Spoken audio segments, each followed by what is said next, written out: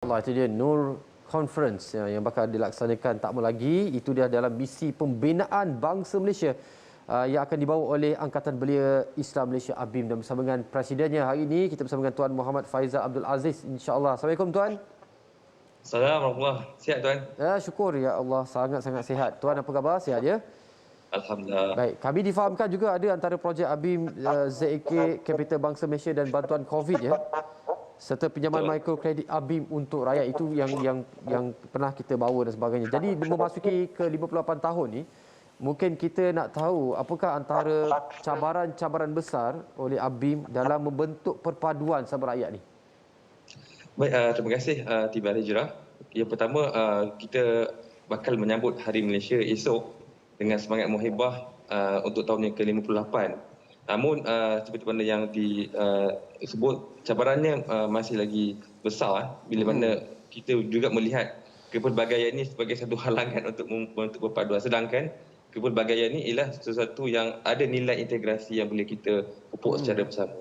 Dan sebab itu ABIM kita bawa apa yang disebut sebagai satu identiti kenegaraan ataupun identiti kemalaysiaan, identiti bangsa Malaysia, untuk kita melihat lebih besar, lebih ke depan dalam konteks untuk memupuk perpaduan. Dan bila sebut tentang identiti, bila kata saya nak kongsi sikit, dia bukan sesuatu yang mustahil, tapi ia sesuatu yang boleh kita construct secara sosial. Contoh dalam buku Imagine Communities, Benedict Anderson, dia menyatakan bahawa kita boleh membentuk satu ikatan bersama atas dasar imajinasi. Contohnya kita berkongsi, kita berkongsi sentimen, nilai yang ada pada saya dan nilai yang ada pada Tuan. Kita kongsi untuk membentuk satu imajinasi ataupun dambaan masyarakat Malaysia pada masa hadapan. Masya-Allah. Bila Tuan kata ciri-ciri dan sebagainya, mungkin boleh tak Tuan kongsikan apakah antara ciri-ciri bangsa Malaysia yang ingin dibina ataupun diperjuangkan oleh ABIM sebenarnya? Baik, ada beberapa ciri. Mungkin saya tersentuh 3 lah disebabkan kesusahan masa.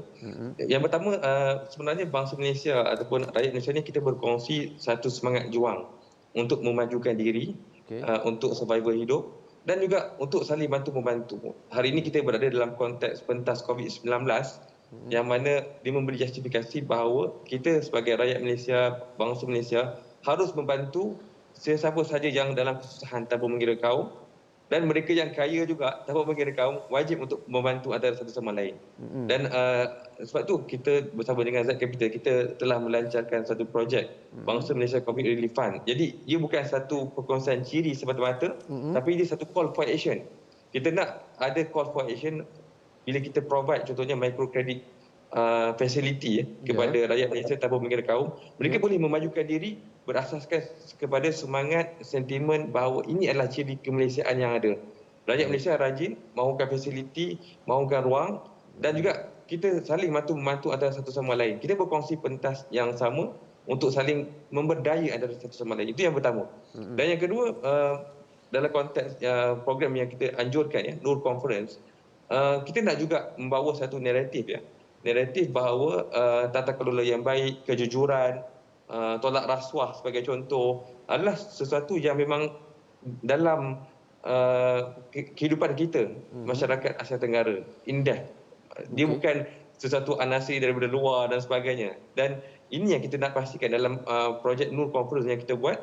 Kita ingin bongkar apa local genius yang ada dalam pentas masyarakat di Malaysia ini yang sebenarnya sudah lama sebati dengan prinsip-prinsip untuk menolak salah laku ataupun penyelewengan, rasuah dan sebagainya. Dan alhamdulillah kita mendapat kerjasama yang baik daripada Sinar Harian, Rasuah Busters, termasuk juga dengan speaker-speaker yang hebat untuk kita menyelongkan identiti masyarakat di Malaysia, khususnya Muslim yang sudah lama sebati dengan sikap-sikap atau sifat-sifat kejujuran yang mahukan penambahbaikan sistem dan sebagainya. Dan yang ketiga, tentang isu sustainability ataupun isu alam. Hari ini kita bicara tentang climate change. Sebenarnya juga dalam konteks local genius, rakyat Malaysia sudah lama mempunyai sentimen ataupun pengamalan-pengamalan untuk kita ada konservasi ataupun kita menjaga alam. Saya ambil contoh di Sabah, ada satu sistem yang disebut sebagai sistem Tagal. Yang mana Tagal, TAGAL. Baik. Yang mana sistem ini dia membuat satu sistem penggiliran untuk tidak membenarkan penangkapan ikan pada sesuatu masa berasaskan kepada persetujuan komuniti. Tujuannya ialah untuk mengelakkan pencemaran sungai dan juga untuk memastikan hidupan air tidak pupus. Jadi bila sebut tentang sustainability, sebut tentang isu iklim, isu alam, sebenarnya ia adalah sesuatu yang sebenarnya mirip ataupun sudah sebati dalam kerangka sikap ataupun sentimen yang kita kongsi bersama. Jadi ini antara contoh yang saya fikir perkara-perkara atau nilai-nilai yang boleh kita kongsi bersama atas semangat kenegaraan bangsa Malaysia yang sebenarnya sudah sebati dalam jiwa kita sebagai rakyat Malaysia. Baik, Masya Allah. Itu antara 3 ciri yang dinyatakan. Jadi kita nak tengok macam mana peranan ABIM dalam nak menyerapkan 3 ciri ini di seluruh pada rakyat Malaysia bersempena dengan Hari Malaysia kita ni. Baik, yang pertama program yang tadi saya sebut, Nur Conference, itu adalah satu program SPARK untuk kita tunjuk kepada masyarakat ataupun untuk kita menyedarkan masyarakat bahawa sudah tiba masanya untuk kita berkongsi ciri-ciri yang sama, yang positif untuk membawa negara kita maju ke hadapan. Baik. Dan dalam masa yang sama, kita juga berhasrat untuk memastikan sempena bulan Oktober nanti akan ada Greenpeace International. Kita akan menyatukan rakan-rakan pelbagai agama, pelbagai kaum di Malaysia untuk sama-sama kita berkongsi sentimen untuk kita menjaga alam dan memerangi perubahan iklim. Baik. Jadi banyak sebenarnya projek yang boleh kita buat sebab kami percaya apa yang disebut tadi dalam buku Imagine Communities, ia sebenarnya sesuatu yang datang daripada masyarakat sendiri.